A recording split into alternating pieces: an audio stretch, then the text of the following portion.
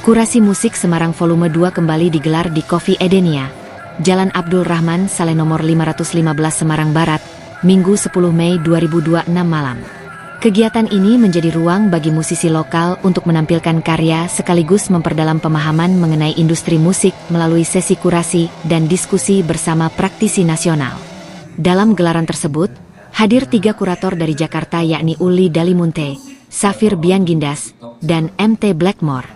Mereka memberikan pembekalan terkait distribusi musik, strategi pemasaran, hingga arah pengembangan karir bagi musisi independen.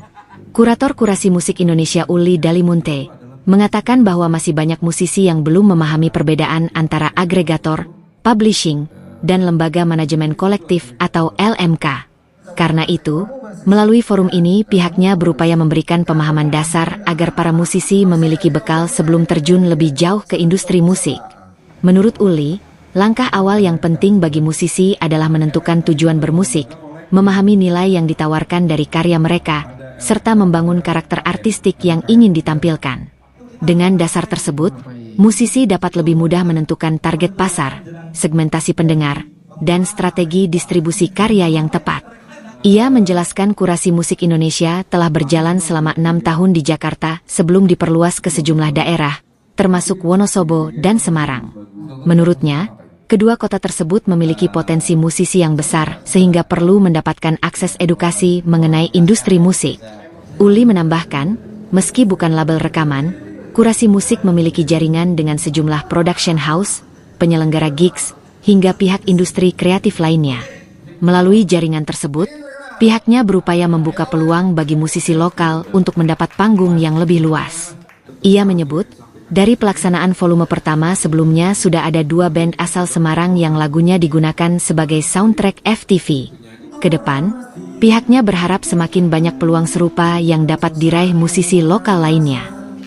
Kebetulan ini kan memang startnya di Jakarta sudah 6 tahun. Terus begitu kita bikin perluasan ke daerah-daerah lain gitu. Yang nerima kedua itu Wonosobo, baru Semarang. Jadi kebetulan memang kota-kota ini kan banyak musisinya. Jadi perlu yang kita anggap bahwa supaya teman-teman mengerti dan tahu langkahnya mau apa ke depan ke industri ini. Sebaiknya sebelum berbuat dengan 3 pertanyaan yang tadi dilontarkan, main musik mau ngapain, apa yang kalian jual dari karya kalian, dan yang ketiga adalah kalian bisa mendeskripsikan kalian itu artis yang seperti apa. Dari 3 grand design tadi, akhirnya bisa melangkah yang dibilang nanti akan dilihat ada bahwa gini, oh marketnya kemana, terus banyak dengan musik yang dia buat, marketnya adalah perempuan, laki-laki, dan umur berapa ke umur berapa, dan ada di mana. Sehabis itu baru bisa mereka langkahkan jalan supaya tidak terlalu lebar dan effortnya nggak terlalu besar, yang ujungnya nggak jadi apa-apa. Mudah-mudahan dengan sedikit itu tadi ada perubahan yang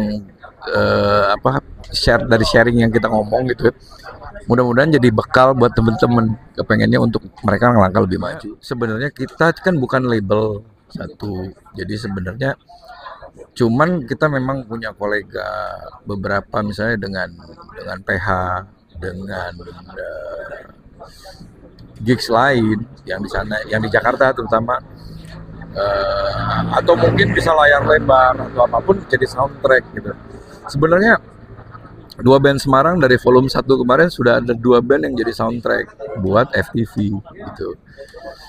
Jadi mudah-mudahan ada yang muncul yang lain gitu dengan kesempatan yang berbeda nantinya gitu. Kita hanya membantunya dengan jalur yang kita punya, kita bisa mungkin nyalurkan ini gitu loh. Ya itu aja sih sebenarnya. Pada Kurasi Musik Semarang Volume 2, 4 penampil membawakan karya orisinal mereka yakni band Asfara, Yang Penting Happy atau YPHP, Sunshine on the Hill, serta solois Gogormor. Asfara membuka penampilan dengan energi rock melalui lagu Jagoan Jalanan dan Apa Yang Kau Cari. Band tersebut kini tengah fokus mengembangkan karya orisinal setelah sebelumnya dikenal sebagai band cover. Penampilan dilanjutkan oleh YPHP, band rock alternatif yang terbentuk pada 2022. Mereka membawakan lagu Meraba Mimpi, Nafsu Bejat atau NB, hingga nikmati saja yang telah resmi dirilis. Suasana kemudian berubah lebih sendu saat solois Gogor Mor tampil membawakan lagu Wes Kadung Jeru dan Dudu Aku. Gogor Mor juga menyuarakan perjuangan driver ojek online atau ojol melalui lagu Bongko. Sementara itu Sunshine on the Hill, band terakhir dalam kurasi musik Semarang Volume 2 ini membawakan lagu Vanessa, You Can Smile Again, dan Rasa Kekasih. Band yang terinspirasi warna musik The Beatles tersebut menampilkan nuansa pop yang ringan dan melankolis. Usai tampil, masing-masing musisi mendapatkan masukan langsung dari para kurator, mulai dari kualitas penampilan panggung, materi lagu, hingga strategi pengembangan karir. Vokalis Sunshine on the Hill Kashfil Aziz Hafid mengaku mengikuti kurasi musik untuk memperluas wawasan terkait industri musik dan strategi pengembangan band independen. Menurut Villa sapaan akrabnya, kegiatan tersebut memberikan banyak wawasan baru bagi bandnya, mulai dari distribusi lagu, peningkatan kualitas materi musik, strategi pemasaran, hingga arah pengembangan band independen agar mampu berkembang ke tingkat nasional. Terkait lagu yang dibawakannya, ia menjelaskan bahwa lagu Vanessa bercerita tentang seseorang yang mengagumi perempuan namun tidak berani mengungkapkan perasaannya. Sementara lagu You Can Smile Again ditujukan untuk menghibur orang yang sedang bersedih, dan Rasa Kekasih menggambarkan rasa terima kasih kepada orang tercinta. Saat ini Sunshine on the Hill telah memiliki 7 lagu, terdiri dari 5 lagu dalam mini album dan 2 single. Mereka juga berencana merilis single terbaru pada Juni mendatang. Villa mengatakan bandnya ingin memperluas jangkauan audiens sekaligus mengenalkan karya mereka kepada lebih banyak pendengar agar lagu-lagu yang telah dibuat bisa dinikmati secara lebih luas. Ia juga mengingatkan musisi muda di Semarang agar tidak berhenti berkarya dan mulai memberi perhatian lebih terhadap strategi pemasaran musik.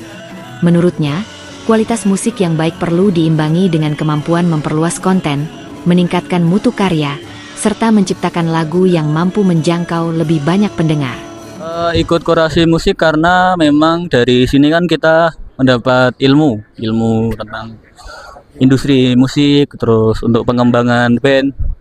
Ya banyak lah, dan kita kan juga dapat ilmu dari Jakarta ya, dari Om itu tadi juri-juri dari Jakarta gitu.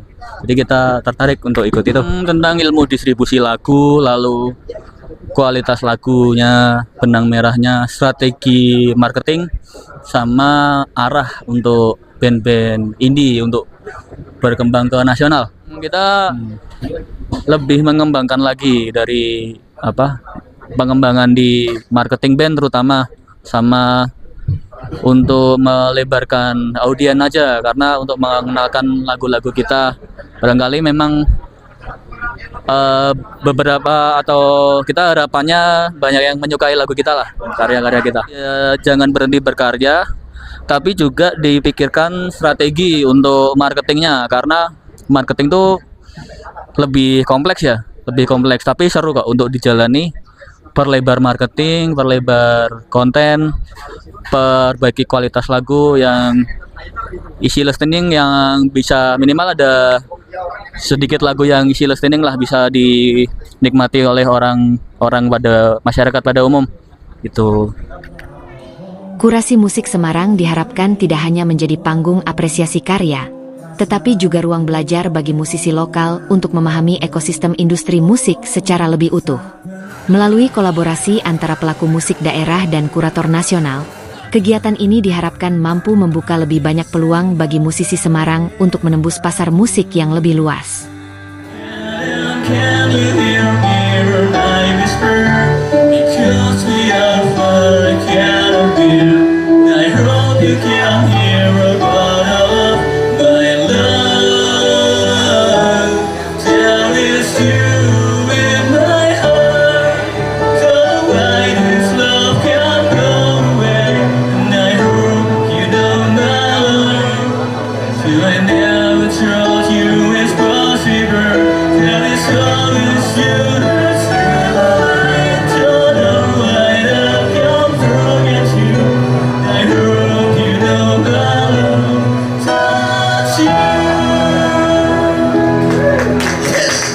Terima kasih banyak.